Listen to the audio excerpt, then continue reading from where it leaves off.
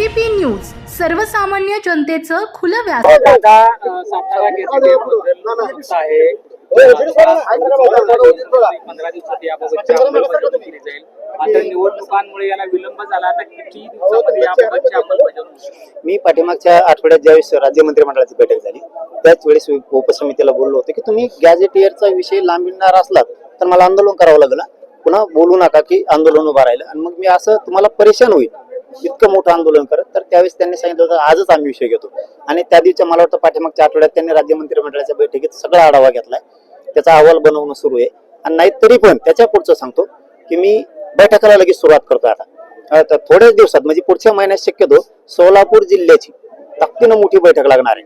अशीच पश्चिम महाराष्ट्रात सांगली, सातारा, कोल्हापूर, पुणे हे सगळ्यांच्याच बैठका आता मी घेतोय की तुम्ही लवकर सातारा संस्थांचा, औंधचा, मिरजचा, कोल्हापूरच्या संस्थांचा गॅझेटेड याचा GR काढा, नसता आंदोलन होईल यासाठी आता तातडीनं मला वाटतं पुढच्या महिन्यापासून आम्ही आता जिल्हावार बैठका सुरू करायला। मराठा समाजाला फायदा होईल पश्चिम महाराष्ट्रात? त्याच्यातली मिळालेली माहिती अधिकृत मी बघितली नाही, पण प्रश्न विचारला म्हणून एक अंदाजे सांगतो की सातारा संस्थांच्या गॅझेटियर मध्ये 15 लाख नोंदी आहेत असं म्हणणं आहे।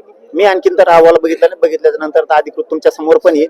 15 लाख जर त्याच्यात नोंदी असतील तर 42 लाखापेक्षा जास्त पश्चिम महाराष्ट्राला मराठा आरक्षणाचा आता तुम्ही आता म्हणालात की तुमच्या पण गट रचला जातोय, सुपाऱ्या दिल्या जातात। एका बाजूला अजितदादा पवारांचं विमान अपघातामध्ये दुःखद निधन झालं आणि त्यांच्या मृत्यूविषयी त्यांचे पुतणे रोहित पवार शंका उपस्थित करतायत। त्यांनी एक चांगलं प्रेझेंटेशन दिलं की कसं हा घातपात घडवला जाऊ शकतो, कुठंतरी हा धोका आहे समाजाला।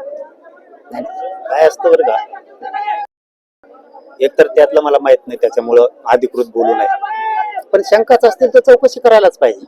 आणि मराठा समाजाला धोका नाही, मराठा समाज एवढं सोपं थोडं आहे, पण एक गोष्ट खरी आहे की मराठा समाजाने आता जागा होणं सुद्धा खूप गरजेचं आहे, सावध राहणं पण गरजेचं आहे आणि आपल्यासाठी काम करणाऱ्या लोकांच्या पाठीशी समाजाने उभा राहिलं पण पाहिजे। समाज उभा राहिला तर पुढच्याला षड्यंत्र करणारा आपण मोडून टाकू शकतो, नसता मग आपले काम करणारे ते मोडून टाकतील। समाजाने ही गोष्ट कायमीचा विचार करणं गरजेचं आहे, नसता कुणी काय बोलला की खरं असेल का काय बाबा आणि मग कसं काय बाबा संभ्रमात मराठा समाजाने राहायचं नाही। आपल्यासाठी काम करणाऱ्या पक्षातला माणूस असो किंवा समाजातला असो त्याच्या पाठीमागं खंबीर उभा राहिलं पाहिजे। अहो ते खूप करून नाही केला म्हणते, मराठा समाजावर कधी डोकं लावणार आहेत का नाहीत?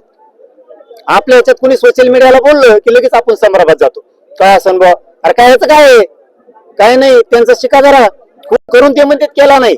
मग आपल्या लोकांविषयी जर कोणी सोशल मीडियात बोलायला गेलं ना तर मराठा समाजाने ताकदीने एका बाजूला बळ दिलं पाहिजे, तर आपण लढाई जिंकू शकतो। महाराष्ट्राचे सर्वमान्य दैनिक समर्थ गावकरी अहमदनगर, पुणे, नाशिक, जळगाव, धुळे, नंदुरबार, सोलापूर, कोल्हापूर, सांगली, सातारा, मुंबई, ठाणे, पालघर, रत्नागिरी, रायगड, सिंधुदुर्ग, नांदेड, उस्मानाबाद, बीड, औरंगाबाद, नागपूर, गडचिरोली, भंडारा, गोंदिया, अकोला, यवतमाळ, बुलढाणा येथून एकाच वेळी प्रसिद्ध होणारे एकमेव दैनिक सर्वसामान्य जनतेचे खुले व्यासपीठ। संपादक आहेत विश्वासराव आरोटे। मोबाईल नंबर आहे 94 23 38 85 08। दुसरा मोबाईल नंबर 94 23 46 72 72। तिसरा मोबाईल नंबर 75 88 15 0001। वेबसाईट आहे sgavkari.com। मेल आयडी आहे akl gavkari@gmail.com।